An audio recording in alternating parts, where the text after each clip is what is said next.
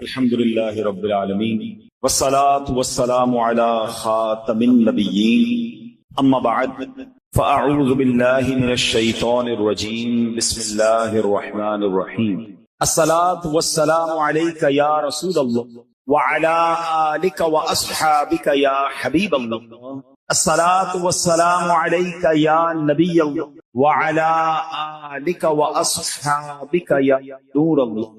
درود پاک پڑھنے کے بے شمار فضائل و برکات ہیں۔ کعبے کے بدر الدجا، طیبہ کے شمس الضحا صلی اللہ تعالی علیہ وسلم کا فرمان عالی شان ہے، قیامت کے دن لوگوں میں سے سب سے زیادہ میرے قریب وہ شخص ہوگا جو مجھ پر سب سے زیادہ درود شریف پڑھتا ہوگا۔ اب یہ بظاہر تو ایک لائن ہے، ایک جملہ ہے حدیث میں، ویری شارٹ حدیث، مگر اس حدیث میں جو انعام چھپا ہوا ہے نا، وہ اگر آپ امیجن کر لیں، وہ سمجھ لیں تو یقین کریں یہ ایک ہی فضیلت درود پاک کے لیے کافی ہے کہ بندہ بس درود پاک کو اپنا وظیفہ بنا لے۔ حضرت قبلہ مفتی احمد یار خان نعیمی مشہور مفسر قرآن ہیں، اس حدیث پاک کی شرح میں فرماتے ہیں قیامت میں سب سے آرام میں وہ ہوگا جو نبی پاک علیہ الصلوۃ والسلام کے ساتھ رہے گا۔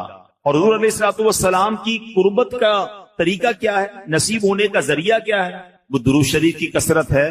تو اس حدیث شریف سے معلوم یہ ہوا کہ درود شریف بہترین نیکی ہے کہ تمام نیکیوں سے جنت ملتی ہے، اور درود پاک پڑھنے سے بزم جنت کے دولہا مل جاتے ہیں، جو جنت کے دولہا ہیں، جن کے لیے یہ کائنات سجائی گئی ہے، اگر وہی مل جائیں، انہی کا قرب مل جائے تو پھر سبحان اللہ، پھر کون سی مشکل ہے۔ وہ شاعر کہتے ہیں نا، محشر ہے اگر محشر، کس بات کا ہم کو ڈر، محشر ہے اگر محشر، کس بات کا ہم کو ڈر، ہم جن کے ثنا خواں ہیں وہ بھی تو وہاں ہوں گے، آقا وہاں ہوں گے نا۔ اور اگر واقعی درود پاک پڑھتے ہوئے، ان کا ذکر کرتے ہوئے دنیا سے جائیں گے اور نبی پاک نے اپنا قرب عطا کر دیا، یقین پرابلمز بہت ساری ہیں، محشر میں کتنے مسائل ہیں۔ آپ کو میں کتاب چاہوں گا کہ آپ اس کا کم از کم ایک حصہ ضرور پڑھیں، پوری پڑھ لیں تو کیا بات ہے۔ بہار شریعت، مفتی امجد علی اعظمی صاحب نے کتاب لکھی ہے۔ بہار شریعت کا جو پہلا حصہ ہے نا، وہ ایمانیات پر ہے۔ میرا اور آپ کا اللہ کے بارے میں کیا عقیدہ ہونا چاہیے، نبی علیہ الصلوۃ والسلام کے بارے میں کیا عقیدہ ہونا چاہیے، صحابہ کے بارے میں، فرشتوں کے بارے میں، قیامت کے بارے میں۔ امیزنگ، بہت ضروری ہے، بیسک کتاب ہے، یہ ہمیں پتہ ہی نہیں ہوتا، ٹھیک ہے۔ لیکن اس کتاب میں جب آپ قیامت کا باب پڑھیں گے نا، آپ یقین کریں، میں نے کئی بار وہ باب پڑھا ہے، ہم جب پڑھتے ہیں ایسا فیل ہوتا ہے، مفتی صاحب نے ایسا لکھا ہے کہ قیامت ہماری آنکھوں کے سامنے طاری ہو رہی ہے کہ پہلے کیا ہوگا، پھر کیا ہوگا، پھر کیا ہوگا۔ اس انداز سے آپ نے اس کو بیان کیا ہے۔ اور وہاں آپ نے ایک جملہ لکھا کہ کوئی ایک مشکل ہو تو بیان کی جائے، کوئی ایک مصیبت ہو تو بیان کی جائے، ایک کے بعد ایک ڈیفیکلٹی ہے، یعنی قیامت کی ایک ہی مشکل کافی ہے نا کہ سورج ایک میل پر ہے، زمین تانبے کی ہے، اور سایہ بھی کوئی نہیں ہے، اور قیامت کا دن 50,000 سال کا دن ہے۔ فرمایا حدیثوں میں کہ بندہ اس قدر پیاسا ہوگا کہ العطش العطش، ہائے پیاس، ہائے پیاس کی صدایں بلند ہو رہی ہوں گی، لوگ اپنی پسینے میں ڈبکیاں کھا رہے ہوں گے۔ فرمایا یہ ایک ہی مشکل کافی تھی، یہی اتنی خطرناک ہے۔ مگر فرمایا صرف یہ نہیں ہے، اس گرمی کے عالم میں حساب بھی ہوگا، سوال جواب بھی ہوں گے، نامہ اعمال بھی کھولا جائے گا، پل صراط سے بھی گزارا جائے گا۔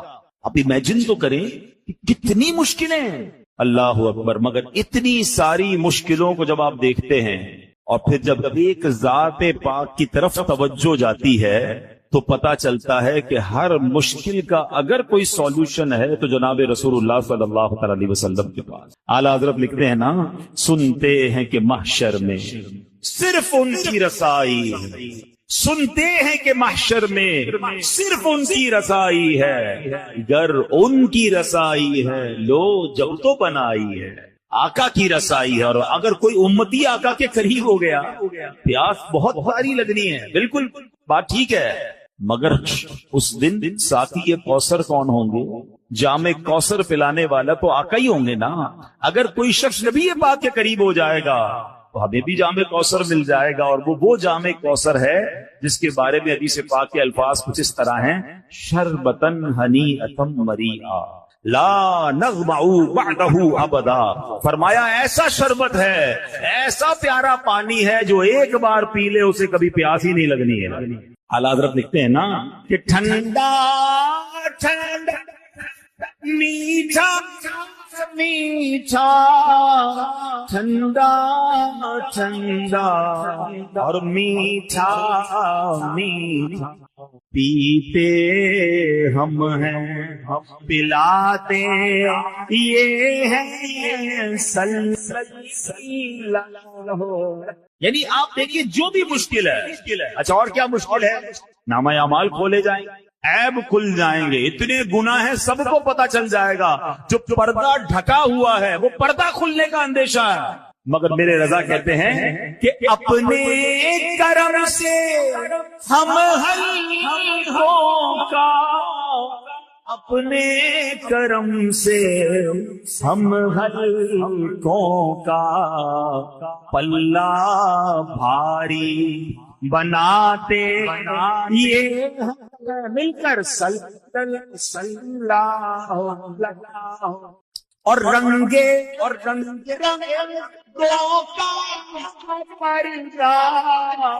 رنگے بے رنگوں کا دامن ڈھک کر چھپاتے یہ ہے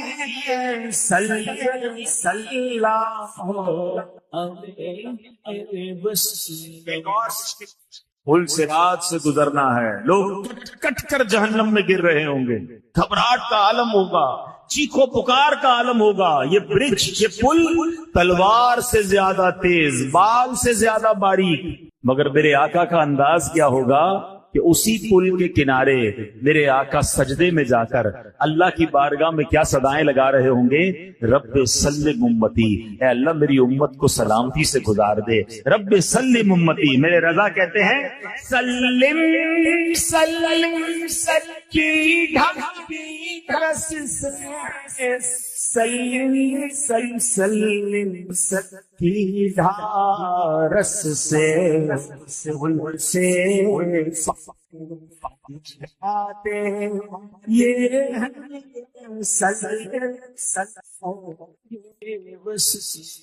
صفے کو کیا ملا کہ درود پاک ایک ایسا وظیفہ ہے جو قیامت کے دن کی مشکلوں میں کام آنے والا ہے۔ اچھا مزے کی بات ایک اور بات بتاؤں، درود پاک صرف قیامت کو کام آنے والا وظیفہ نہیں ہے، یعنی وہ تو انشاءاللہ ملے گا ہی، ادھر درود پاک پڑھو ادھر بھی ٹینشنیں دور ہونا شروع ہو جائیں گی، ادھر بھی کاروبار اچھا ہونا شروع ہو جائے گا، ادھر بھی پرابلم حل ہونا شروع ہو جائیں گی، ادھر بھی خوشیاں آنا شروع ہو جائیں گی۔ میں نہیں کہہ رہا، میرے آقا علیہ الصلوۃ والسلام فرماتے جس کا مضمون ہے کہ جس کو مصیبتوں نے پریشانیوں نے گھیرا ہو اسے چاہیے کہ کثرت سے درود پڑھے، درود پاک پریشانیوں اور مصیبتوں کو لے جا تو درود پاک کو اپنا ورد بنا لیں۔ اب آج سے روزانہ کم از کم ہو سکے تو 1200 بار درود پاک پڑھیں، 313 بار تو کم از کم پڑھیں، تاکہ کثرت سے درود پاک پڑھنے والوں میں شامل ہو جائیں۔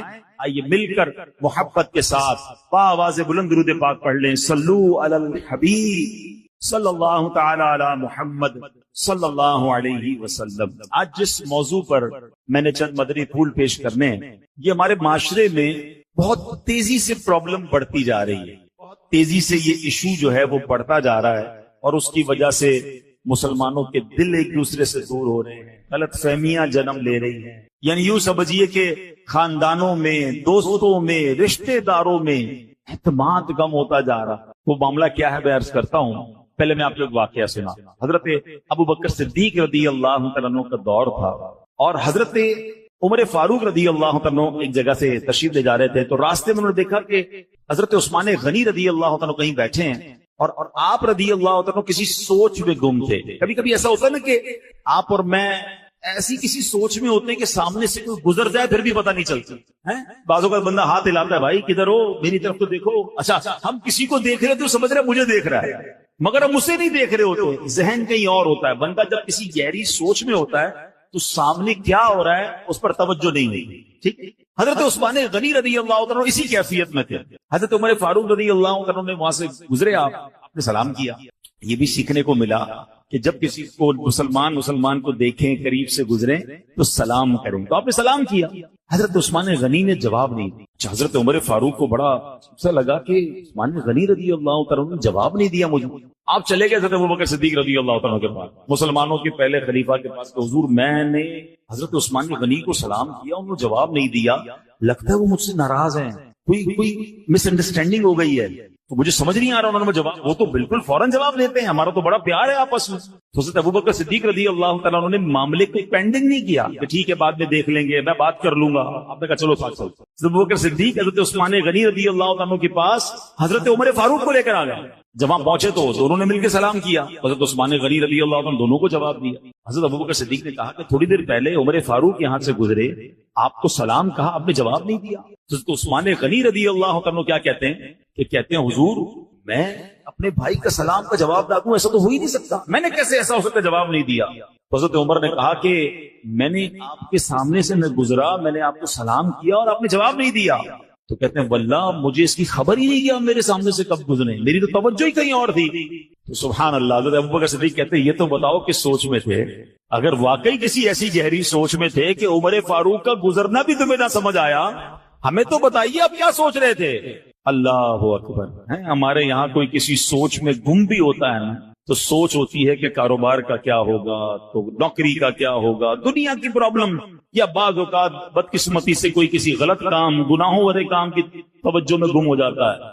مگر جب کوئی عاشق رسول ہوتا ہے, اس کی یادوں میں بھی نبی پاک علیہ الصلوۃ والسلام ہی بستے ہیں. اس کی یادیں بھی ہوتی ہیں تو آخرت کی ہوتی ہیں, اس کی یادیں بھی ہوتی ہیں تو جناب کسی نیکی کے کام کے کرنے کی عادت ہوتی ہے. ویسے کبھی سوچے اس بات پر کہ مجھے اور آپ کو کبھی ایسا خیال آیا اور اس خیال میں ہم اتنے گم ہو گئے ہوں کہ میرا مرنے کے بعد کیا ہوگا, میری آخرت کیسی ہوگی, میرا جنت میں داخلہ کیسے ہوگا, یا کبھی جناب اس خیال سے مجھے اور آپ کو نیند نہ آئی ہو. ایسے تو بہت سارے لوگ ملتے ہیں کہ جناب دنیا کی ٹینشن کی وجہ سے, دنیا کے کسی پرابلم کی وجہ سے میں رات کو سو نہیں پایا, میری آنکھ کھل گئی, مگر ایسا کبھی ہوا کہ ایک رات نیند اس لیے نہ آئی ہو کہ یاد رسول نے تڑپا دیا ہو, پیارے آقا کے عشق نے تڑپا دیا ہو, دیدار رسول کے لیے میری آنکھیں بے قرار ہو گئی ہوں, مدینے کی یاد ہو اور میری آنکھوں میں آنسو ہوں, اور اسی آنسو کے ساتھ میری رات گزری ہو. کیا کبھی کوئی ایسی رات, کبھی کوئی ایسا دن ہم سے گزرا ہو. اللہ اکبر. یہ شعر کتنا پیارا ہے نعت کا, کاش میں اور آپ اس کے مستاق بن جائیں کہ دل میں ہو یاد تیری گوشے تنہائی ہو, دل میں ہو یاد تیری گوشے تنہائی ہو, پھر تو خلوت میں عجب انجمن آرائی ہو. اللہ کرے ہماری تخلیے بھی, ہماری خلوتیں بھی کبھی ایسی ہوں, اس طرح کی محفل ہو, کوئی ناخواہ نعت پڑھے اور عشق رسول والی نعت پڑھ لے, کبھی کبھی ہماری آنکھوں سے بھی آنسو بہ جاتے ہیں, کبھی ہم بھی مدینے کی یاد میں تڑپ جاتے ہیں. یقیناً یہ بڑی اچھی بات ہے, مگر سچ بتاؤں اصل مزہ کیا ہے کہ میں ہوں اکیلا اور میرا کمرہ ہو, مجھے کوئی دیکھ نہ رہا ہو, میری آنکھوں سے آنسو مدینے کی یاد میں بہ رہے ہوں, میری آنکھوں سے آنسو نبی پاک کی یاد میں بہ رہے ہوں, میں وہ رات تڑپ کر گزاروں کہ یا رسول اللہ میں بھی آپ کا امتی ہوں, مجھے بھی آپ کا دیدار نصیب ہو جائے. کبھی کوئی رات ایسی گزرے کہ اپنے گناہ یاد آئیں اور میں جا نماز بچھاؤں اور سجدے میں جا کر اپنے رب کی بارگاہ میں آنسو بہاؤں. یقین کریں کہ اکیلے میں آنسو بہانا اس کا لطف ہی اور ہے, اس کی چاشنی ہی اور ہے. تو بہرحال میرے پیارے اسلامی بھائیوں, حضرت ابوبکر صدیق پوچھتے ہیں سیدنا عثمان غنی سے, اے عثمان غنی ذرا یہ تو بتائیے آپ کس سوچ میں تھے. آپ پتہ ہے حضرت عثمان غنی رضی اللہ عنہ کیا بتاتے ہیں, آپ فرماتے ہیں کہ میں ایک ایسی گہری سوچ میں ڈوبا ہوا تھا کہ میں نے نبی پاک علیہ الصلوۃ والسلام سے آپ کی حیات طیبہ میں ایک سوال پوچھنا تھا, میں وہ سوال پوچھ نہیں پایا, کاش میں وہ سوال آپ سے پوچھ لیتے. حضرت ابوبکر صدیق رضی اللہ عنہ نے فرمایا وہ سوال کیا تھا, اے عثمان ہمیں تو بتاؤ وہ سوال کیا تھا. حضرت عثمان غنی کہتے ہیں کہ میں نے سوال یہ پوچھنا تھا کہ قیامت کے دن نجات کا دار و مدار کس بات پر, کون سی چیز ہوگی کہ جس کی وجہ سے قیامت کے دن نجات مل جائے گی, بندہ بخشا جائے گا. حضرت ابوبکر صدیق رضی اللہ تعالیٰ نے پتہ کیا جواب دیا, آپ نے فرمایا اے عثمان میں نے اپنے آقا سے یہ سوال پوچھ لیا. آپ تو نہیں پوچھ سکے نا, میں نے پوچھ لیا. اب روایت کے الفاظ ہیں کہ حضرت عثمان غنی خوشی سے کھڑے ہو گئے، اتنا خوش ہوئے کیونکہ ان کو یہ پتا تھا کہ انہوں نے سوال پوچھا، ان کے پاس جواب بھی ہوگا، جو سوال میں نہیں پوچھ سکا انہوں نے پوچھ لیا ہے اور جواب بھی ہوگا۔ اللہ اکبر کہتے ہیں یا اے ابو بکر میرے ماں باپ آپ پر قربان۔ اچھا دیکھیے کتنی آخرت کی فکر تھی، کتنا علم دین کا شوق تھا، کوئی اور دنیاوی مقصد نہیں ہے کہ ان کے پاس اس سوال کا جواب ہے۔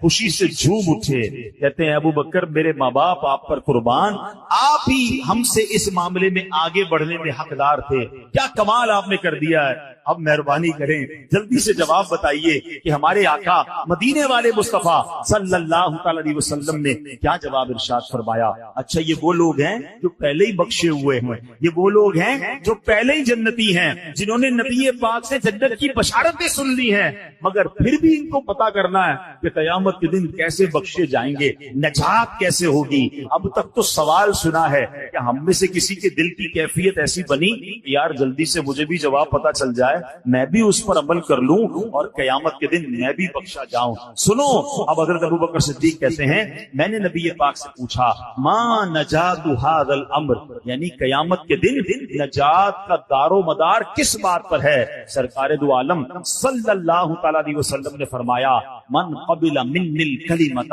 فہی لہ نجات، فرمایا یعنی وہ کلمہ جس کی میں دعوت دیتا ہوں، یعنی کلمہ طیبہ، جس نے دل سے وہ کلمہ قبول کر لیا اس کے لیے نجات ہے۔ اے سبحان اللہ، حضرت عثمان غنی کو تو جواب مل گیا، ان کے صدقے ہم غلاموں کو بھی جواب مل گیا، ہم گناہگاروں کو بھی جواب مل گیا۔ تو اے میرے پیارے اسلامی بھائیوں، اب اس واقعے سے دو تین باتیں بڑی اہم سیکھنے کو مل رہی ہیں۔ پہلی بات کہ روز قیامت پر نجات کا دار و مدار ایمان پر ہے۔ کوئی چاہے کتنے مرضی اچھے کام کر لے، اب ذرا غور سے سنیے گا، عقل مند ہوں گے تو میری بات جلدی پک کر لو گے، کوئی چاہے کتنے ہی بڑے اچھے کام کر لے، پوری دنیا میں یتیم خانے کھول دے، دنیا بھر کے غریبوں میں کروڑوں اربوں روپے تقسیم کر دے، ہر بے گھر کو گھر بنا دے، ہر بھوکی کو کھانا کھلا دے، جتنے چاہے بھلائی کے کام کرتا رہے، اگر اس کے دل میں ایمان نہیں تو اس کی یہ ساری بھلائیاں بیکار ہیں، اللہ کے حضور کچھ بھی قبول نہیں ہوگا، کیونکہ دار و مدار کیا ہے، وہ ایمان ہے، ایمان نہیں تو کچھ بھی نہیں۔ ہاں کسی کے پاس ایمان ہے اور اس کی چھوٹی سے چھوٹی نیکی، بڑی سے بڑی نیکی انشاءاللہ قبول بھی ہوگی اور جنت میں جانے کا ذریعہ بھی بن جائے گی۔ اللہ پاک خود قرآن پاک میں ارشاد فرماتا ہے ان اللہ لا یغفر ان یشرک بہ ویغفر ما دون ذلک لمن یشاء، فرمایا بے شک اللہ اس بات کو نہیں بخشتا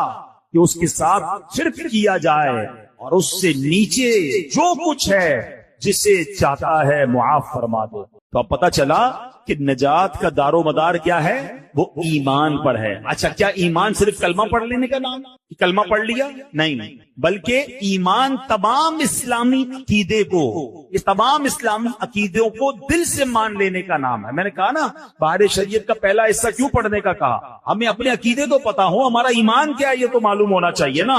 اللہ قرآن مجید فرقان حمید میں ایک اور جگہ ارشاد فرماتا ہے وَإِنِّي لَغَفَّارٌ لِمَن تَابَ وَآمَنَ وَعَمِلَ صَالِحًا ثُمَّ اهْتَدَىٰ، فرمایا اور بے شک میں اس آدمی کو بہت بخشنے والا ہوں جس نے توبہ کی اور ایمان لایا اور نیک عمل کیا پھر ہدایت پر رہا۔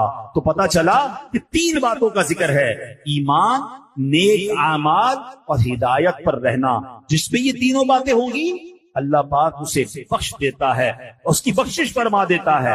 اب ہدایت پر رہنے کا کیا مطلب ہے، کیسے ہدایت پر رہیں؟ حضرت سعید بن جبیر رحمت اللہ تعالی علیہ اس کی تفسیر میں فرماتے ہیں استقام لفرقۃ السنۃ والجماعہ، یعنی جو ایمان لائے، نیک اعمال کرے، پھر اس کے ساتھ ساتھ اہل سنت والجماعت کے عقائد یعنی عاشقان رسول والے عقیدوں پر ثابت قدم رہے، اس کی بخشش ہو جاتی ہے۔ تو اب انشاءاللہ ہمیں یہ باتیں سمجھنی ہیں کہ ایمان کی اہمیت کیا ہے، عقیدے کی اہمیت کیا ہے۔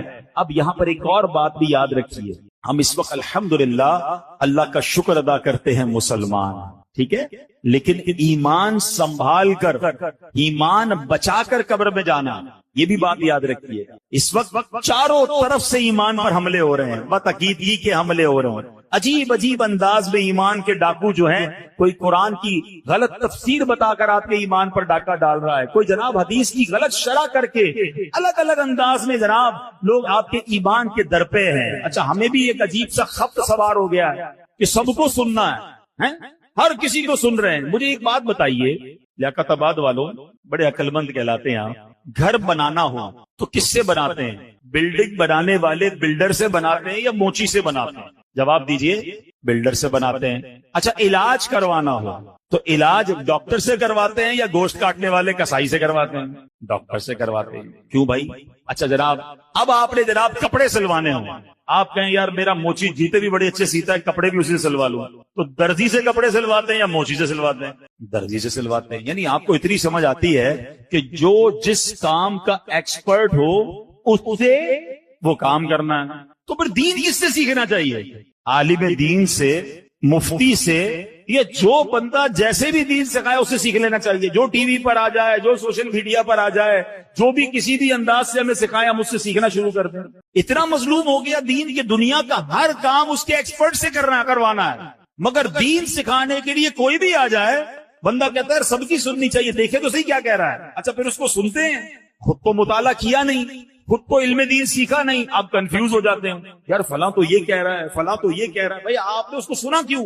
جب آپ کے پاس صحیح العقیدہ علماء موجود ہیں، مفتیان کرام موجود ہیں، کبھی کسی ڈاکٹر کو جا کر کہا کہ ڈاکٹر صاحب یہ والی دوائی کیوں دے رہے ہیں بھائی، اس دوائی کے اندر کیا ہے؟ آپ کہتے ہیں یار یہ ایکسپرٹ ہے، جو دوائی دے رہا ہے کھا لو بھائی، علاج ہو جائے گا، اس پر بھروسہ ہے. جب آپ کو صحیح العقیدہ علماء کرام مفتیان کرام مل گئے، وہ جو فرما رہے ہیں اس پر عمل کریں.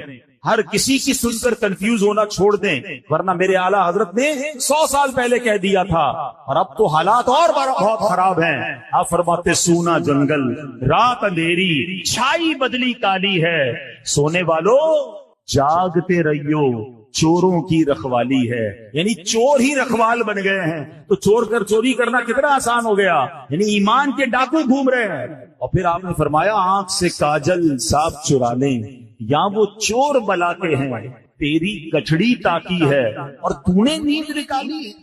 ایسے شاطر چور ہیں کہ آنکھ سے کاجل چرا لیں. آنکھ سے کاجل کوئی چرا سکتا ہے کیسے؟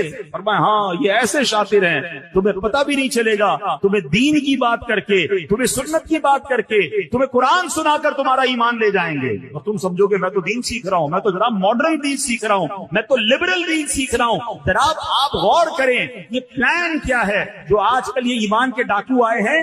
پہلے آپ کو صحابہ سے دور کریں گے، پھر آپ کو اولیاء سے دور کریں گے، پھر آپ کو علماء سے دور کریں گے، کہیں گے کسی کی ضرورت نہیں ہے، جناب ڈائریکٹ دین سیکھو. جب بیچ سے یہ سارے لوگ ہٹ جائیں گے تو پھر آپ کا ایمان چوری کرنا آسان ہو جائے گا، آپ کو دین سے دور کرنا آسان ہو جائے گا. ارے ہم کیسے اولیاء کرام کا فیضان چھوڑ دیں؟ اگر آج پاکستان اور ہندوستان میں ہم مسلمان ہیں تو یہ فیضان ہے اولیاء کرام کا. میرے خواجہ آئے تھے اس سرزمین پر جنہوں نے آ کر 90 لاکھ غیر مسلموں کو مسلمان کیا. میرے دادا آئے تھے پاکستان میں جنہوں نے اسلام کے پیغام کو یہاں پہنچایا. نبی پاک کے دنیا سے ظاہری طور پر پردہ فرمانے کے بعد صحابہ کرام پوری دنیا میں گئے. یہ تسلسل ہے، یہ فیضان ہے مصطفیٰ کریم کا، یہ فیضان ہے صحابہ کا، یہ فیضان ہے اولیاء کا. اور آج ہمیں کہا جا رہا ہے جناب یہ اولیاء کرام کی، یہ علماء کرام کی، ان سب کو بیچ سے ہٹا دو. تو اب جناب آپ خود یہ پلان سمجھ لیں یہ کیا ہے. صدیوں سے لوگ ان بزرگوں کے ذریعے مسلمان ہو رہے ہیں، ان بزرگوں کے ذریعے دین سیکھ رہے ہیں، اور آج آ کر ہمیں کوئی سمجھاتا ہے اور ہمارا نوجوان کنفیوز ہو کر پھر کہتا ہے جناب وہ تو یہ کہہ رہا ہے، وہ تو یہ کہہ رہا ہے. تو یہ بات یاد رکھیے گا کہ ایمان بڑی قیمتی چیز ہے. ایمان نہیں تو کچھ نہیں. ایمان سنبھال کر، ایمان سلامت لے کر مجھے اور آپ کو قبر میں جانا ہے تو اچھی صحبتیں رکھیے، عاشقان رسول کی صحبتیں رکھیے، اہل علم کی صحبتیں رکھیے، تاکہ ایمان بھی محفوظ رہے اور عقیدہ بھی محفوظ رہے. اور اس مبارک واقعے سے ایک اور بات بڑی پیاری سیکھنے کو مل رہی ہے کہ حضرت ابوبکر صدیق رضی اللہ تعالیٰ عنہ نے غلط فہمی کو باقی نہیں رہنے دیا، مس انڈرسٹینڈنگ کو فوراً ختم کیا. اس کو لنگر آن بھی کیا جا سکتا تھا، بعد میں دیکھ لیں گے. حضرت عمر فاروق کے دل میں ہو سکتا ہے کچھ بات رہ جاتی کہ پتہ نہیں کیوں سلام نہیں کیا. رائٹ اوے پہنچے، فوراً بات کی کہ ہم نے آپ کو سلام کیا، آپ نے جواب نہیں دیا. انہوں نے کہا میں تو دیکھ ہی نہیں پایا، میں کسی اور سوچ میں تھا. مس انڈرسٹینڈنگ ختم ہو گئی نا. ہم یہ نہیں کرتے. ہم دل میں پالتے ہیں، ہم پورا پلان اس کے ساتھ بنا لیتے ہیں. یار آج نماز میں گیا، فلاں نمازی نے مجھے دیکھ کر مسکرایا نہیں، لگتا ہے کوئی پلاننگ کر رہا ہے میرے بارے میں. فلاں جو ہے مجھ سے ہاتھ نہیں ملایا، 3 لوگوں سے ہاتھ ملایا، مجھ سے ہاتھ نہیں ملایا، لگتا ہے اس کا کوئی ارادہ میرے بارے میں ٹھیک نہیں ہے. ارے بھائی اس کی سوچ کیا تھی؟ ارے آج مسکرایا نہیں، ہو سکتا ہے اس کی طبیعت خراب ہو سکتا ہے وہ کسی اور ٹینشن میں ہو. مجھے سچ بتائیے، کیا آپ کی زندگی میں کوئی ایسا موقع نہیں آتا جب آپ کسی ٹینشن میں ہوتے ہیں؟ آپ کا جی بھی نہیں چاہتا کسی سے بات کرنے کو، آپ کا جی بھی نہیں چاہتا کسی سے ملاقات کرنے کو. اب مثال دیتا ہوں تھوڑی دیر کی، چلیں آج کی تازہ مثال دیتا ہوں. میں گاڑی سے اترا. اب جب میں گاڑی سے اترا تو ہمارے یہاں پرابلم یہ ہوتا ہے، جب آپ کی گاڑی میں اے سی چل رہا ہو اور آپ گاڑی سے باہر نکلتے ہیں تو آپ کے گلاسز جو ہے نا وہ بالکل نظر کچھ بھی نہیں آتی. فوراً آپ جب گاڑی سے باہر نکلیں گے تو آپ کے گلاسز پورے کیا کہتے ہیں فوگ آ جاتی ہے، نظر نہیں آتا. تو ہمیں فوری اترنے کے بعد گلاسز اتار کے اس کو صاف کرنے پڑتے ہیں. باہر اترتے ہی میں گلاسز صاف کرنے لگا تو 4-5 لوگوں نے ہاتھ کے لیے فوراً ہاتھ بڑھا دیا. مجھے تو وہ نظر ہی نہیں آ رہے تھے. میں نے اپنی گلاسز صاف کیے، گلاسز پہنے تو لوگوں نے ہٹانا شروع کر دیا. اب میں جب آگے آیا نا تو میں نے کہا ہو سکتا ہے کسی کے دل میں خیال آیا، یار مولانا صاحب تو بڑے آدمی ہیں، مغرور ہیں، ہاتھ بڑھایا تو ہاتھ بھی نہیں ملایا. اچھا ہو سکتا ہے اسی کی کسی نے ویڈیو بنا دی. بنا لیتے نا لوگ ویڈیو، یہ دیکھیں ہمیں کہتے سلام عام کرو، ہم نے تو ہاتھ بڑھایا تو ہاتھ ہی نہیں ملایا، فوراً بدگمان. یعنی مجھے ایک بات سمجھ نہیں آتی کہ ہماری سوئی نیگیٹو سے کیوں شروع ہوتی ہے؟ ہماری ہر بات ہمیشہ نیگیٹو سے شروع ہوگی. مثال کے طور پہ ہم نے کسی کو فون کیا، فون نہیں اٹھایا، ہاں بھائی بڑا آدمی ہو گیا. جب اپنا کام ہوتا ہے تو پہلی بیل نہیں اٹھاتا ہے، خود فون کرتا ہے. آج میں نے فون کیا تو فون ہی نہیں اٹھا رہا. اچھا یہ تو وہ بدگمان ہو رہا ہے کہ جس کو یہ پتا ہے کہ اس کے پاس میرا نمبر ہے. ہمارے ساتھ تو نہیں کہانی، ہم کسی کا فون نہ اٹھائے کہتے ہیں آپ غریبوں کا فون نہیں اٹھاتے. میں نے کہا یار مجھے آج تک کوئی ایسا سافٹ ویئر نہیں ملا کہ آپ کے فون نمبر کے ساتھ بینک بیلنس بھی لکھا ہوا آتا ہو کہ کسی غریب صاحب کی کال آ رہی ہے، امیر کی کال آ رہی ہے. میں تو کسی کا بھی نہیں اٹھا پاتا. تو کیوں بدگمان ہو جاتے ہیں ایک دوسرے کے بارے میں؟ اب غور کریں نا، فون نہیں اٹھایا بڑا آدمی ہو گیا. اچھا کسی کو دعوت پہ بلایا نہیں آئے، ہاں بھائی غریبوں کی دعوت میں کہاں آئیں گے، امیروں کی دعوت میں جاتے ہیں. پہلے اس سے پوچھو تو صحیح بھائی کیوں نہیں آیا، ہو سکتا ہے خود بیمار ہو. فون آپ کا نہیں اٹھایا، ہو سکتا ہے نماز پڑھ رہا ہو. آپ کے نماز پڑھتے بھی فون اٹھاتے ہیں. اب اس وقت میں بیان کر رہا ہوں، میرے موبائل میرا جیب میں فون بج رہا ہے، میں نہیں اٹھا رہا. اب کوئی کہہ رہا ہے بھائی بڑا آدمی ہو گیا فون نہیں اٹھا رہا. بیان کرتے میں فون کیسے اٹھاؤں گا بھائی؟ کوئی تو حسن زن، کوئی تو ہم کہیں سے کوئی پازیٹیوٹی لائیں اور اچھا غلط فہمی ہو بھی رہی ہے دل میں تو پوچھے تو صحیح اس سے. پوچھتے ہی نہیں ہیں، گمان. دیکھیں آپ کے دماغ میں کوئی نیگیٹو بات آئے آپ گناہگار نہیں ہوں گے، مگر اس نیگیٹو بات کو آپ نے دل میں جما لیا اور اس پر پختہ ہو گئے. اب آپ کہہ رہے نہیں بندہ ہی ایسا ہے، اظہار بھی کر دیا. یہ بدگمانی حرام، جہنم میں لے جانے والا کام. آپ کو پتہ ہے یہ بدگمانی ایسا عجیب گناہ ہے. بہت سارے گناہ کرنے کے لیے پارٹنر چاہیے ہوتا ہے. آپ جھوٹ بولتے ہیں، کسی کے سامنے بولتے ہیں نا، اکیلے اکیلے جھوٹ نہیں بولتے. غیبت کیا ہوتا ہے؟ کوئی نہ کوئی بندہ ہوتا ہے جس سے بندہ باتیں کر کے غیبت کر رہا ہوتا ہے. بدنگاہی، معاذ اللہ کوئی کسی کو دیکھ رہا ہے، بے پردگی ہو رہی ہے. یہ بدگمانی اتنا خطرناک گناہ ہے کہ کوئی بندہ آپ کے پاس نہیں ہے، آپ اکیلے ہی بیٹھے ہیں، اکیلے ہی سوچی جا رہے ہیں، اکیلے ہی دل پختہ کر رہے ہیں، اکیلے ہی اپنے آپ کو مضبوط کر رہے ہیں اور اکیلے ہی گناہگار ہو رہے ہیں. آپ سوچیں یہ کیسا جہنم میں لے جانے والا کام ہے. اور یہ اتنا عام ہو گیا ہے کہ ہر ایک بندہ دوسرے سے بدگمان ہو رہا ہے. ہماری دکان کے سامنے کسی نے دکان کھولی اور اس کے بعد وہ بیچارہ نیک نمازی آدمی تسبیح بھی پڑھ رہا ہے، درود پڑھ رہا ہے، سامنے بیٹھ کے میرے بارے میں وظیفہ کرتا ہے. یہ روز آتا ہے وظیفہ کرتا ہے، میری طرف پھوکے مار رہا ہوتا ہے. سارے گھا گزر جا رہے ہیں، میرے گھا ختم ہو گئے. او اللہ کے بندے، وہ ویسے ہی ذکر کر رہا ہے، ذکر کی برکت سے گھا جاتے ہیں. تو بھی کرنا شروع کر دے، میرے پاس بھی آ جائیں گے. بدگمانی چھوڑو. وہ 5 وقت نماز پڑھ رہا ہے، ٹوپی لگا رہا ہے، کہہ رہا ہے یہ نماز بھی اسی لیے پڑھ رہا ہے کہ میرا کاروبار برباد ہو جائے. اب تم بھی پڑھنا شروع کرو. Always negative. گھروں میں اتنی زیادہ بری عادت ہو گئی، ساس بہو سے بدگمان، بہو ساس سے بدگمان ہے، ذرا بھائی بہن، ہر تیسرا دوسرا آدمی ایک دوسرے کے بارے میں نیگیٹو سوچ رہا ہے. کیوں؟ ہم کیوں کسی کے بارے میں نیگیٹو سوچتے ہیں؟ یہ بدگمانی حرام، جہنم میں لے جانے والا کام. مل جل کر رہیں، ایک دوسرے کے ساتھ رہیں. غلط فہمی ہو گئی، پوچھیں تو صحیح. ایک بار کیا ہوا، ایک دو دوست تھے نا، اور بہت پیار تھا آپس میں. تو انہوں نے پلان کیا کہ یار اس بار چھٹیاں ہوں گی نا تو میں تمہارے پاس آؤں گا اور دونوں مل کر ہم ذرا مزے سے جائیں گے، پاکستان کے ناردرن ایریاز میں گھومیں گے پھریں گے، چھٹیاں منائیں گے. فل پلان ہو گیا. اور اس نے کہا میں بھی اپنی فیملی کو لے کر یا اپنے دوستوں اپنے گھر والوں کو لے کر آؤں گا، آپ بھی ہوں گے، ہم ساتھ چلیں گے۔ ٹائم سیٹ ہو گیا، اس نے کہا ٹھیک ہے۔ اب وہ جو بندہ تھا، مثال دیتا ہوں، ایگزامپل کے ذریعے سمجھاتا ہوں، کراچی میں رہتا تھا، دوسرا بھائی جو اس کا تھا وہ اسلام آباد میں رہتا تھا، اور اسلام آباد سے انہوں نے آگے جانا تھا، چھٹیاں ڈیسائیڈ ہو گئی، سب طے ہو گیا۔ یہ بندہ کراچی سے گیا اسلام آباد اس کے گھر پہ۔ جب وہ گھر میں گیا تو وہ سوچا کہ آج تو مجھے وہ محبت سے وہ ملے گا، پیار سے ملے گا، اور تھوڑی دیر میں سامان وامان پیکنگ ہوگی اور ہم روانہ ہو جائیں گے۔ وہ جیسے ہی گھر میں گیا تو اس نے سلام دعا کی، اور سناؤ کیسے آنا ہوا؟ بولا کیسے کیا آنا ہوا، چلنا نہیں ہے؟ بولا نہیں میں نہیں جا سکتا۔ بھائی کیوں؟ بس میں نے کہا نا میں نہیں جا سکتا، آپ جائیے۔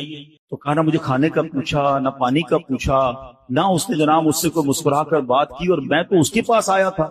میں تو سمجھا پہلے تو مجھے ایک دن قیام کے لیے کہے گا کہ اتنا دور سے آئے، قیام کا بھی مجھے آفر نہیں کی۔ میں تھوڑی دیر انتظار کرتا رہا کہ کم از کم یہ کہے گا بھائی آج رات یہاں سو جاؤ پھر روانہ ہو جانا، کچھ بھی آفر نہیں کی۔ کہتا میں نے سامان اٹھایا اور میں چلا گیا چھٹیوں کی، اور نیت کر لی کہ زندگی بھر اس کا منہ نہیں دیکھوں۔ 10-12 سال تک دونوں نے ایک دوسرے سے بات نہیں کی۔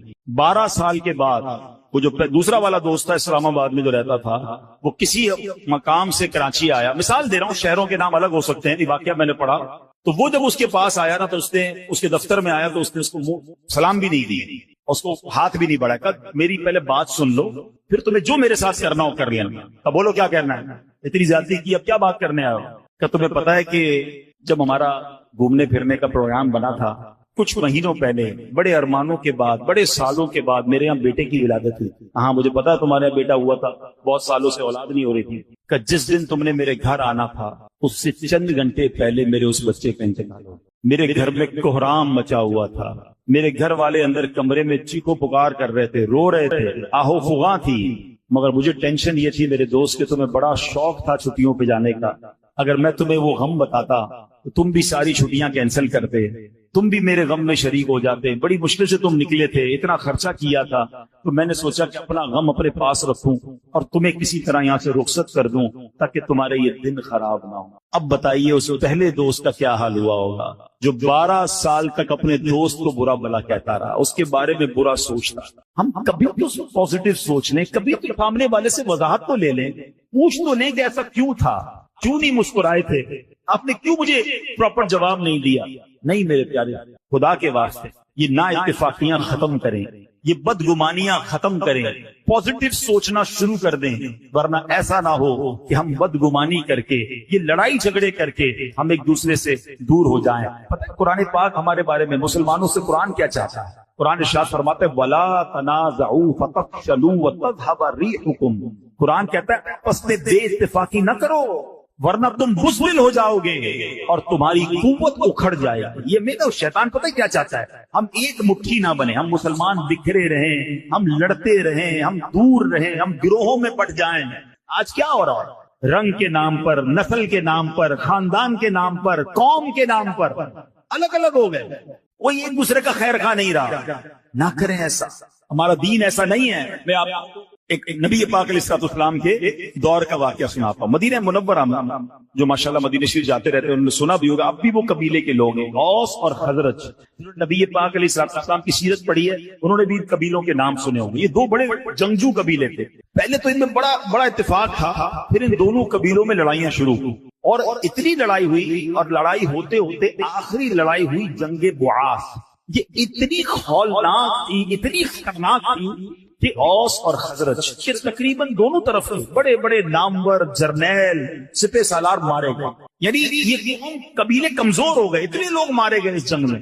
بہرحال اب نبی پاک علیہ السلام کی جلوہ گری ہوئی، اسلام مدینہ منورہ میں پہنچا، میرے آقا علیہ السلام پر یہ لوگ ایمان لائے اور ایمان کی برکت سے یہ مل کر رہنے لگے۔ اتفاق کی برکت کیا ملی کہ ان کو انصار کا لقب مل گیا۔ یہ وہی صحابہ تھے جنہوں نے مدینہ منورہ میں نبی پاک کو ویلکم کیا اور میرے آقا مدینے میں سکونت اختیار کر گئے، اوس و خزرج مل کر رہنے لگے۔ مگر اب شیطان کو کب یہ منظور تھا؟ ایک بار کیا ہوا کہ یہ اوس و خزرج جو تھے یہ آپس میں بیٹھے ہوئے تھے بڑی محبت کے ساتھ، تو ایک غیر مسلم کا وہاں سے گزر ہوا، اس نے دیکھا یہی دو قبیلے جو خون کے پیاسے تھے اب بھائیوں کی طرح رہ رہے ہیں، تو اس نے کیا کیا، ایک بندے کو کہا جاؤ پرانی جنگوں کی باتیں ان کے سامنے کرو۔ ان دونوں قبیلوں نے ایک دوسرے کے خلاف نظمیں لکھی ہوئی تھی، جنگ میں اشعار بھی لکھے جاتے ہیں، ان کو جا کے یہ سناؤ۔ تو وہ گیا اور اس نے جا کر دونوں قبیلوں کے سامنے پرانے اشعار، لڑائی والے اشعار پڑھنا شروع کیا۔ شیطان نے دونوں کے دلوں میں پھر وہ جذبات اٹھائے، تلواریں نکل آئیں، جنگ کی تیاری ہو گئی، ہم نہیں چھوڑیں گے۔ جیسے ہی نبی پاک علیہ الصلوۃ والسلام کو خبر ملی، میرے آقا علیہ الصلوۃ والسلام فوراً پہنچے اور آقا فرماتے ہیں میں تمہارے درمیان موجود ہوں اور تم جاہلیت کی جنگ لڑنے جا رہے ہو۔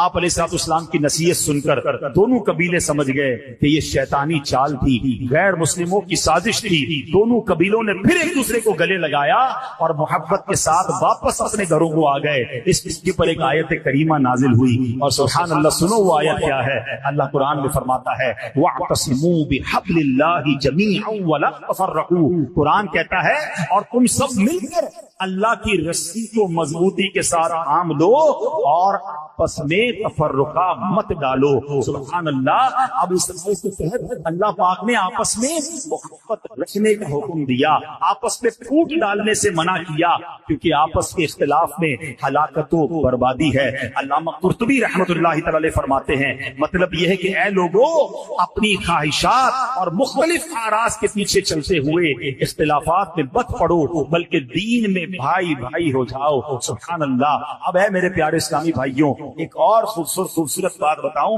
کہ یہ اس آیت کے تحت اللہ کی رسی کو فرمایا گیا نا، یہ رسی کیا ہے؟ ایک قول یہ ہے کہ اس رسی سے مراد نبی پاک علیہ الصلوۃ والسلام کی ذات، یعنی آقا کا دامن تھام لو۔ نبی پاک نے تو دوستی کرائی تھی نا۔ اور سبحان اللہ، امام بصیری رحمۃ اللہ تعالی علیہ قصیدہ بردہ شریف میں پتہ کیا لکھتے ہیں؟ آپ فرماتے ہیں دعا الی اللہ فالمستمسکون بہ مستمسکون بحبل غیر منفصم، کہتے ہیں نبی پاک علیہ الصلوۃ والسلام نے، پیارے آقا علیہ الصلوۃ والسلام نے لوگوں کو اللہ کی طرف بلایا، تو جن لوگوں نے پیارے آقا کے دامن رحمت کو تھام لیا تو انہوں نے ایسی مضبوط رسی کو تھام لیا جو کبھی ٹوٹے گی نہیں۔ سیدی اعلیٰ حضرت اپنے فارسی کلام میں کیا لکھتے ہیں؟ نرفتم راہ بینایاں فتادم در چہے عصیاں بیاں اے حبل رحمانم اغثنی یا رسول اللہ، یعنی یا رسول اللہ میں عقل مندوں کی راہ نہ چلا، گناہوں کے گڑھے میں جا گرا، اے رحمان کی مضبوط رسی، اے میرے پیارے آقا علیہ الصلوۃ والسلام میری مدد فرمائیے۔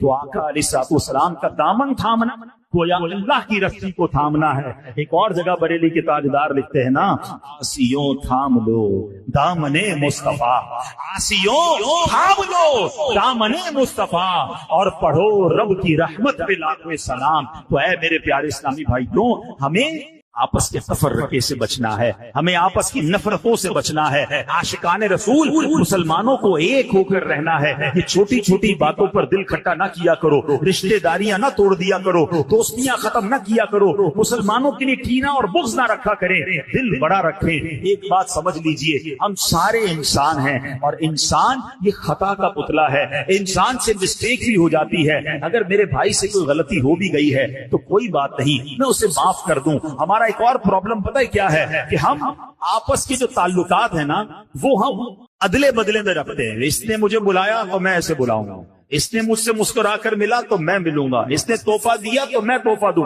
ادلا بدلا ہو رہا ہے۔ نہیں، کوئی مجھے مسکرا کر ملے نہ ملے، کوئی میری طبیعت پوچھے نہ پوچھے، کوئی میرے ساتھ بھلائی کرے نہ کرے، یہ اس کا مسئلہ ہے۔ میں اللہ کی رضا کے لیے کسی کے ساتھ محبت کروں، میں اللہ کی رضا کے لیے مسلمان کی مدد کروں۔ اے میرے پیارے اسلامی بھائیوں، حدیث پاک میں آتا ہے مسلمان دوسرے مسلمان کے لیے عمارت کی مانند ہے جو کہ ایک دوسرے کو مضبوط کرتا ہے۔ یہ فرماتے ہوئے سرکار دو عالم علیہ الصلوۃ والسلام نے ایک ہاتھ کی انگلیاں دوسری ہاتھ کی انگلیوں میں ڈال دی کہ عمارت ایک دوسرے کو مضبوط کرتی ہے۔ ہم ایک دوسرے کے خیر خواہ بنے، ہاتھ پکڑنے والے بنے، دشمن نہ بنے۔ اے میرے پیارے اسلامی بھائیوں، اب آتے ہیں آخری بات۔ ویسے تو اس بیان پر بہت ساری چیزیں موجود ہیں، مگر میں ایک اور بات کر لوں کہ آپس میں پیار کیسے بڑھے، محبت کیسے بڑھے۔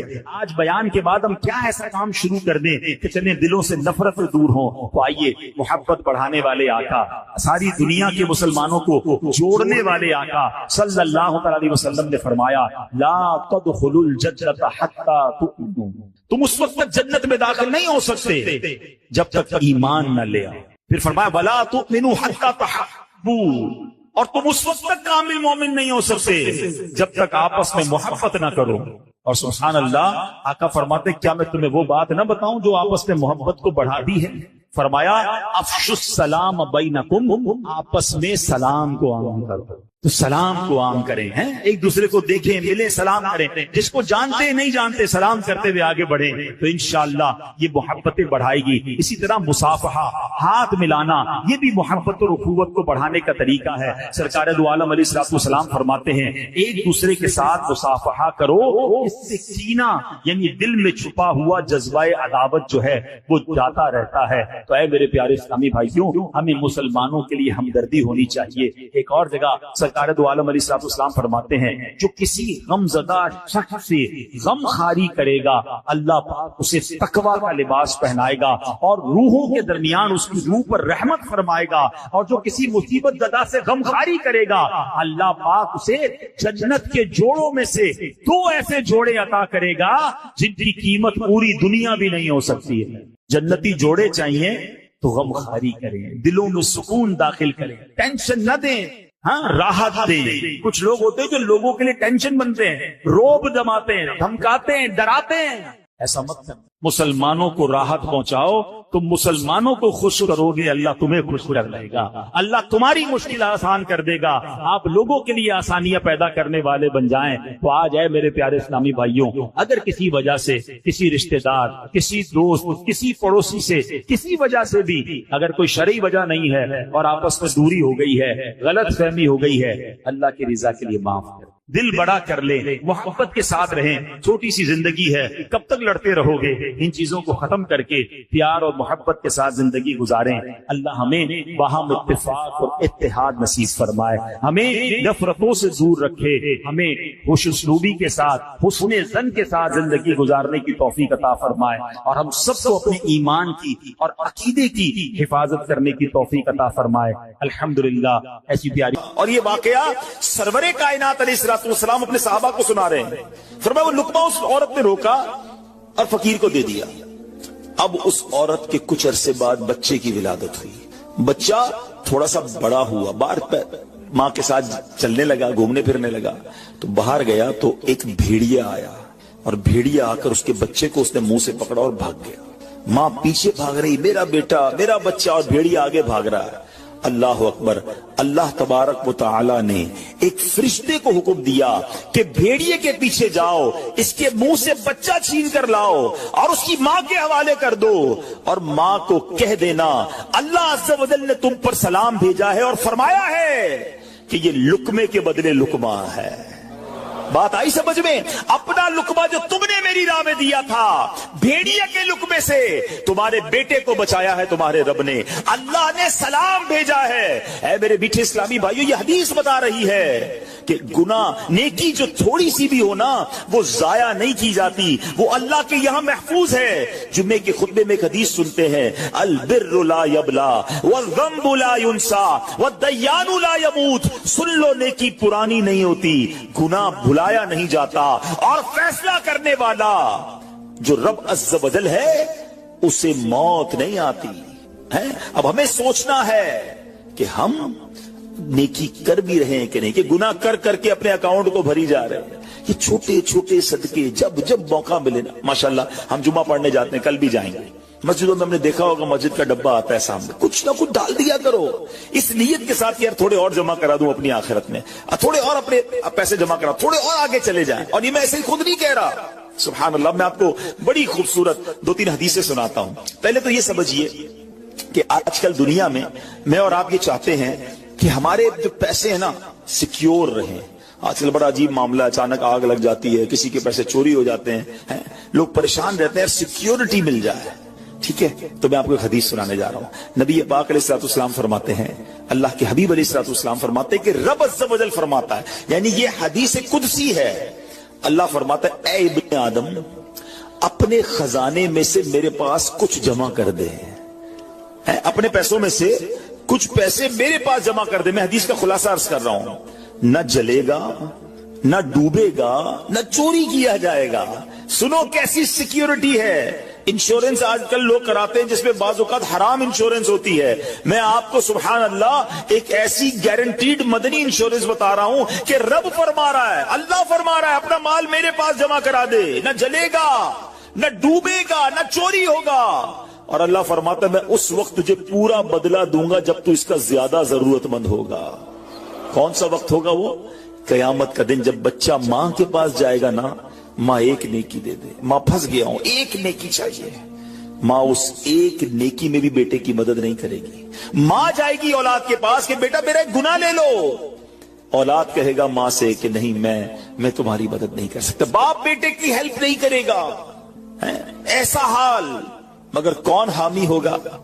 اللہ اکبر. میرے اعلیٰ حضرت سے پوچھو، فرماتے ہیں رضا ان کے سوا رضا کوئی حامی نہیں جہاں.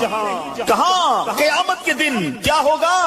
ان کے سوا رضا کوئی حامی نہیں جہاں. گزرا کرے پسر پہ پدر کو خبر نہ ہو. بیٹے پہ گزرے گی، باپ بھی جواب نہیں دے گا. ذرا تصور کریں، امیجن کریں، قیامت کا دن ہوگا، کسی کا نامہ اعمال تولا جا رہا ہو اور ایک نیکی کی وجہ سے وہ پھنس جائے.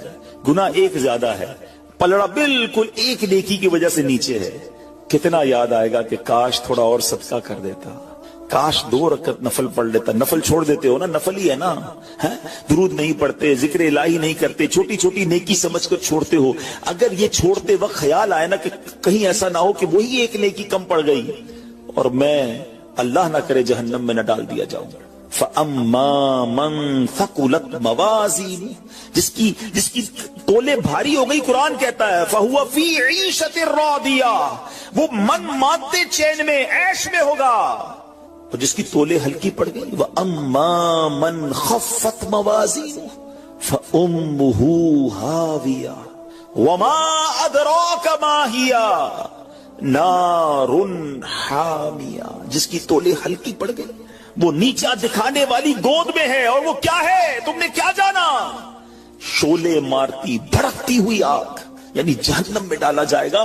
اگر تولے ہلکی پڑ گئی تو اگر اپنے اس اسکیل کو بھاری کرنا چاہتے ہو تو اللہ فرما رہا ہے اس وقت میں لوٹاؤں گا جب تم زیادہ ضرورت مند ہوگے، جب تمہیں زیادہ ضرورت ہوگی. یہ سیکیورٹی ہے. اچھا پھر کچھ لوگ بڑے عجیب ہیں، وہ کہتے ہیں یار پیسے تو ہم نے خرچ کر دیے، رمضان میں دی نا، زکات بھی پوری دے دی، بڑا کاؤنٹ کر کے چلتے ہیں، پورے ہو گئے بھائی، اب اگلے سال آنا. وہ اللہ کے بندو، جو رب تمہیں روز دے رہا ہے، عطائیں دیے جا رہا ہے، اور تم کیلکولیٹ کر کے لاک کر دیتے ہو صدقے کو. ایسا نہ کرو. میں آپ کو ایک اور حدیث سناتا ہوں. اللہ کے حبیب صلی اللہ تعالی علیہ وسلم فرماتے ہیں کہ پیارے آقا نے فرمایا مال کو روک کر نہ رکھو، روک کر نہ رکھو، کہیں یہ نہ ہو کہ تم سے بھی روک لیا جائے. ہاں ہمارے لیے تو نہیں روکا جا رہا نا. مثال کے طور پہ دکاندار بیٹھے ہوں گے یا بزنس کمیونٹی کے لوگ بیٹھے ہوں گے، آپ کا مثال کے طور پہ مہینے کا 1 لاکھ روپے کا خرچہ ہے. کبھی کبھی ایسا بھی ہوتا ہے پہلے 2-3 دنوں میں 1 لاکھ روپے ہو جاتے ہیں پورے. تو کیا تالا لگاتے ہو کہ چلو بھائی اب پورے مہینے کا ہو گیا، 27 دن بعد آئیں گے؟ نہیں، آنے دو جتنا آ رہا ہے. ہم آنے والی سائڈ تو نہیں روک رہے، ہاں خرچ اللہ کی راہ میں کرنے والی روک لیتے ہیں. جب وہ دینے میں نہیں روک رہا تو تم اللہ کی راہ میں خرچ کرنے میں نہ روکو. میں حدیث سنا رہا ہوں کہ روک کر خرچ نہ کرو، روک کر نہ رکھو، کہیں یہ نہ ہو کہ تم سے بھی روک لیا جائے. ایک دوسری روایت میں کہ نبی پاک علیہ الصلوۃ والسلام نے فرمایا خرچ کرو، گن کر نہ رکھو، کہیں یہ نہ ہو کہ اللہ بھی تمہیں گن کر نہ دے، کہیں یہ نہ ہو کہ اللہ بھی تمہیں گن کر دے. اور بچا کر نہ رکھو، کہیں ایسا نہ ہو کہ اللہ بھی تم سے بچا کر رکھنے لگے. ادھر سے رک گیا نا، عطائیں رک گئی تو کہاں جائیں گے؟ آپ دیکھیں. اچھا آج کے دور میں تھوڑا سا آپ سروے کر لیں، جتنے لوگ آپ کو صدقہ خیرات چیریٹی کرنے والے، کھانا کھلانے والے، آپ کو جو لوگ ملیں گے نا، آپ دیکھیں ان کا سرمایہ بڑھ ہی رہا ہوتا ہے، ان کا مال میں اضافہ ہی ہو رہا ہوتا ہے، کیونکہ اللہ پاک انہیں دنیا میں بھی نواز رہا ہوتا ہے. تو ہے میرے پیچھے اسلامی بھائیوں، پھر کتنی چیزیں آپ دیکھیں کہ بچ رہی ہیں. بلاؤں سے بچ رہے ہیں، آفتوں سے بچ رہے ہیں، رزق میں اضافہ، بری موت سے بچاؤ، قیامت کے دن اپنے صدقے کے سائے میں بندہ رہے، دنیا میں مال میں اضافہ، یعنی بینیفٹ ہی بینیفٹ ہے، فائدہ ہی فائدہ ہے اللہ کی راہ میں خرچ کرنا. اور سچی بات یہ ہے کہ یہ بریلینٹ کمال کی انویسٹمنٹ ہے کہ جو آپ کو ملے گی. اچھا دنیا میں لوگ معاذ اللہ ثم معاذ اللہ سود پر پیسے دیتے ہیں. حرام جہنم میں لے جانے والے کا پیسے دیتے ہیں اور وہ بڑھا کے دیتے ہیں، ہے نا، بینک میں رکھواتے ہیں، ادھر سے بڑھ جاتے ہیں، جہاں جہاں غیر شرعی کام ہے میں اس کی بات کر رہا ہوں۔ تو کبھی بھی ایسے منافع کی طرف نظر نہیں ہونی چاہیے، کیونکہ سود پر کام کرنے والا یہ اللہ سے جنگ کرتا ہے۔ اللہ مجھے، آپ کو، ہماری نسلوں کو حرام روزی سے بچائے، فقط حلال روزی عطا فرمائے۔ مگر آؤ میں آپ کو ایک ایسی انویسٹمنٹ بتا رہا ہوں جس میں اضافہ بھی ہوگا، اور ایسا اضافہ ہوگا کہ دنیا میں کوئی آپ کو ایسا منافع نہیں دے گا۔ اور یہ میں نہیں کہہ رہا، حدیث پاک کا مفہوم ہے، ہم جب صدقہ کرتے ہیں نا، میرے اور آپ کے ہاتھ سے نکلتا ہے، اللہ کے حبیب علیہ الصلوۃ والسلام فرماتے ہیں، جس کا مضمون ہے کہ جب صدقہ بندے کے ہاتھ سے نکلتا ہے، ہاتھ سے نکلتے ہی اللہ کے دستے قدرت میں چلا جاتا ہے، اور اللہ تمہارے صدقوں کو پالتا ہے جیسے تم جانور کو پالتے ہو۔ چھوٹا بچڑا ہوتا ہے، چھوٹا جانور ہوتا ہے، آہستہ آہستہ بڑا ہوتا ہے نا۔ فرمایا جب بندہ کھجور کا صدقہ دیتا ہے نا، قیامت کے دن اس کھجور کے صدقے کا رب کریم اسے احد پہاڑ جتنا ثواب عطا فرمائے گا، بڑھتا جائے گا، بڑھتا جائے گا، تھوڑا تھوڑا صدقہ بھی قیامت کے دن اللہ نے چاہا پہاڑوں کی مانند ملے گا۔ تو میں آپ سے پوچھتا ہوں کہ آخرت کے اکاؤنٹ میں کیا جمع کروایا ہے؟ لوگ کہتے ہیں میں نے فلاں جگہ سیف ڈپازٹ کرائی ہوئی ہے، فلاں جگہ انویسٹمنٹ کی ہوئی ہے، فلاں پراپرٹی لی ہوئی ہے، اس کا ریٹ بھی بڑھ رہا ہے، ادھر سے کرایہ آ رہا ہے، سونا لے کے رکھ لیا اس کا ریٹ بڑھ رہا ہے، جناب ڈالر رکھنا چاہیے۔ عجیب عجیب پلاننگ ہے، کس لیے؟ دنیا کے لیے۔ ادھر کے لیے کوئی اکاؤنٹ کھولا نہیں کھولا۔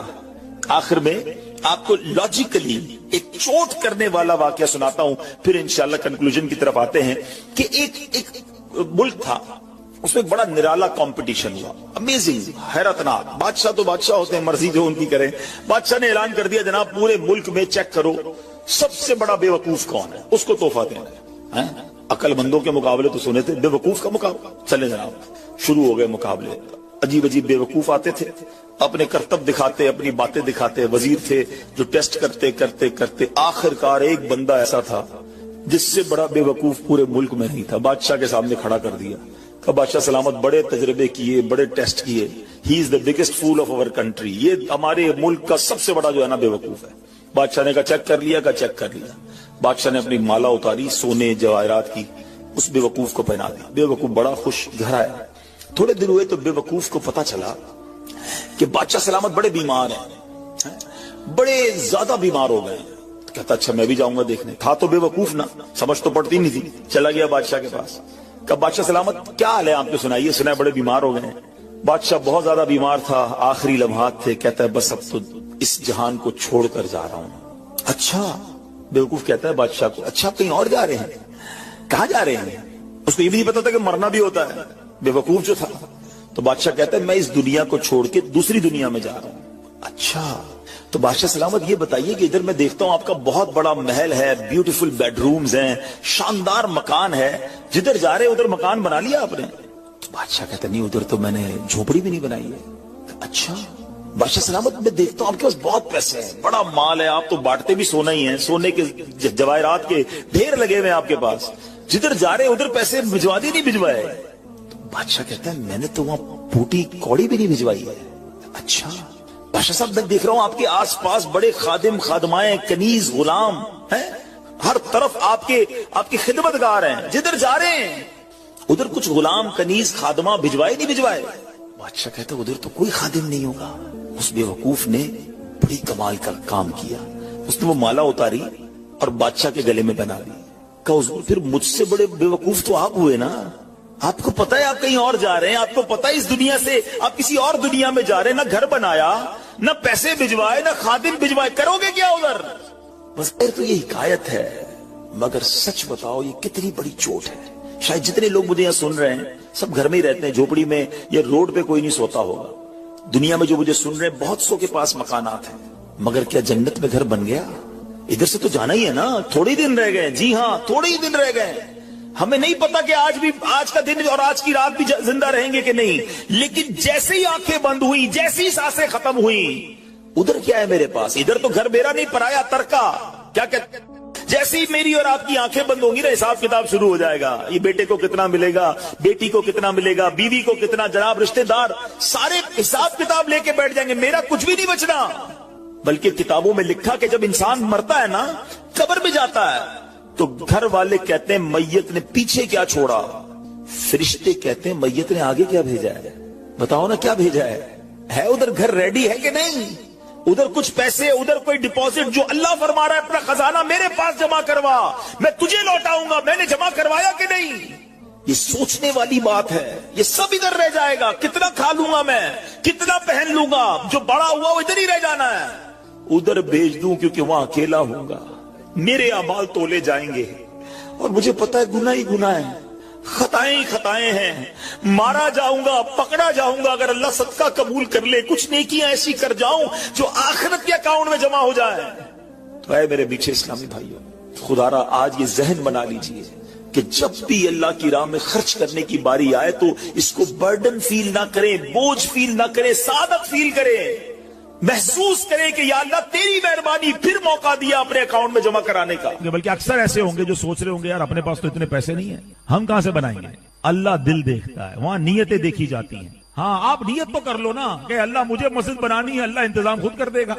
میں جب اللہ کے گھر کو بنانے کی نیت کروں گا تو غیب کے خزانوں سے دینا اسی نے ہے. اور ہاں انشاءاللہ آگے میں آپ کو حدیث سناؤں گا. اللہ کے حبیب علیہ الصلوۃ والسلام فرماتے ہیں جو اللہ کے لیے مسجد بنائے اللہ اس کے لیے جنت میں گھر بناتا ہے. اچھا پھر ایسا نہیں ہے کہ بڑی مسجد بنائے کروڑوں روپے کی, نہیں. ایک اور حدیث پاک ہے جس کا مضمون ہے جو چڑیا کے گھونسلے جتنی بھی حدیث بنائے اللہ چڑیا کے گھونسلے جتنی بھی مسجد بنائے اللہ قریب اسے بھی جنت میں گھر عطا فرمائے گا. اب چڑیا کے گھونسلے جتنی تو مسجد نہیں بنتی نا. اس کا مطلب یہ ہے کہ کوئی مسجد میں ایک اینٹ بھی لگا دے, اتنا بھی حصہ ملا لے, اللہ اسے بھی جنت میں گھر عطا فرمائے گا. تو میں آپ سب کو مشورہ دیتا ہوں, ہم سب نے دنیا سے جانا ہے, مسجدیں باقی رہیں گی. یہ مسجد پتہ ہے کیوں باقی رہتی ہے؟ میں اللہ کی رحمت سے پوری دنیا میں ٹریول کرتا ہوں, میں نے دیکھا چرچ بکتے ہیں, مندر بکتے ہیں, گرجا گھر بکتے ہیں, یہودیوں کی عبادت گاہ بھی اب تو بکنا شروع ہو گئی. مسجد نہیں بکتی ہے, وہ بک بھی نہیں سکتی ہے. کیوں؟ کسی کی پراپرٹی نہیں بچتی نا. وہ ہم کیا کہتے ہیں جب مسجد کو وقف کرتے ہیں, وقف اللہ. اس کا مطلب کیا ہوا؟ ہم کہتے ہیں بھائی یہ پلاٹ آپ کا تھا اب ان کے نام ہو گیا, ان کا تھا تو ان کے نام ہو گیا, اب یہ مالکانہ حقوق انہیں مل گئے. یہ ایکچولی اللہ کے نام ہو جاتا ہے, یہ اللہ کے لیے وقف ہو جاتا ہے. اب کہ دنیا میں کوئی اس کا مالک نہیں ہے. اس پراپرٹی کا مالک کون ہو جاتا ہے؟ ویسے تو ساری کائنات کا مالک وہی ہے, مگر یہ اللہ کے لیے وقف ہو جاتی ہے. اب یہ قیامت تک کے لیے مسجد ہو جائے گی. آپ کو 1400 سال سے مسجدیں نظر آ رہی ہیں. مسجد قباء موجود ہے نا, مسجد نبوی موجود ہے. کب بنی تھی؟ 1400 سال پہلے. پلاٹ, پلازے, بلڈنگیں ختم ہو جاتے ہیں, مسجدیں قیامت تک باقی رہتی ہیں. اللہ کرے کہ یہ انویسٹمنٹ ہمیں سمجھ آ جائے. میں تو ان کو بھی کہوں گا جنہوں نے یہ مسجد بنائی ہے کہ ایک پہ آپ نے بھی نہیں رکنا ہے. اللہ نے یہ کام کروا لیا, آپ نوٹ کر لیں. انشاءاللہ میں تو سب سے کئیوں سے بات کی ہے, جس نے بھی مسجد بنائی ہے نا, اللہ نے وہ مال تو اسے دنیا میں ملٹی پلائی کر کے دے ہی دینا ہے. یہ تو واپس آ جائے گا, آ بھی چکا ہوگا یا آنے والا ہوگا. ہاں کیونکہ آخرت میں جنت کا گھر الگ ملے گا, ادھر ملٹیپلیکیشن الگ ہے. تو یہ اللہ سے کاروبار کر کے آپ بھی دیکھ لو. اور سبحان اللہ, میں ایک اور مشورہ دیتا ہوں کہ جب دعوت اسلامی والے مسجد بنائے نا, تب تو سبحان اللہ آپ نے سمجھنا یہ لاٹری لگ رہی ہے. کیونکہ دعوت اسلامی والے مسجد نہیں بناتے, ثواب کی پوری فیکٹری لگاتے ہیں. ابھی میں ان سے مشورہ کر رہا, دیکھیں ابھی تو آج پہلی نماز ہوئی ہے نا, ہم نے پتہ کیا سوچنا شروع کر دیا ہے, بیسمنٹ میں کیا ہوگا. انشاءاللہ ہم پلان کر رہے ہیں کہ بیسمنٹ میں ہماری اسلامی بہنوں کا اجتماع ہوگا. بیسمنٹ میں اسلامی بہنوں کا جامعۃ المدینہ لگے گا, یعنی نیچے خواتین کی ثواب کی فیکٹری لگ جائے گی. یہاں انشاءاللہ نمازیں ہو رہی ہوں گی. اللہ نے چاہا اس کی سیکنڈ تھرڈ فلور پہ جا کے اب انشاءاللہ یہاں کے بچوں کے لیے جو درس نظامی کی کلاسیں ہیں, اور بھی ہو سکتا ہے بہت سارے کورسز ہم ڈیزائن کریں. ورنہ نارملی مسجد بنتی ہے, نماز ہو رہی ہوتی ہے, یہاں درس شروع ہو جائے گا, یہاں مدرسۃ المدینہ بالغان شروع ہو جائے گا. اللہ نے چاہا یا قافلے آنا شروع ہو جائیں گے. رمضان چل رہا ہے, آخر میں اعتکاف شروع ہو جائے گا. تھوڑے دنوں بعد ہو سکتا ہے یہاں کوئی کورس اناؤنس ہو جائے کہ جناب 3 دن کا کورس ہے, آئیے عبادت کرتے ہیں, کورس سیکھتے ہیں. تو بنانے والوں کے تو وارے نیارے ہو گئے نا کہ ہر وقت ثواب کا میٹر جاری ہے. تو دعوت اسلامی والے جب مسجد دنیا میں کہیں بنائے, میرا آپ کو مشورہ ہے کہ وہ آپ کے پاس آئے نہ آئے, آپ خود آگے بڑھیں کہ یار تھوڑا حصہ میرا بھی ملا لو, یار میری ماں کے نام پر, میرے والد کے نام پر, آپ کی مہربانی مجھے پارٹنر بنا لو, کیونکہ یہ قیامت تک ثواب چلتا رہے گا اور مجھے بھی اس کا ثواب ملتا رہے گا. اللہ ہماری دعوت اسلامی کو سلامت رکھے. اس مسجد کو بنانے والوں کو پہنچ گئی یہ کیسا بندہ ہے. تو عرض کیا گیا یہ وہ شخص ہے جس میں 3 صفات ہیں. اب غور کیجئے گا، یعنی آپ سوچیں جس کا مقام عرش الہی کے نور تک پہنچنا ہو، ٹھیک ہے؟ آپ سمجھیے، پہلے میں آپ کو سمجھاتا ہوں یہ سٹیٹس کیا ہے.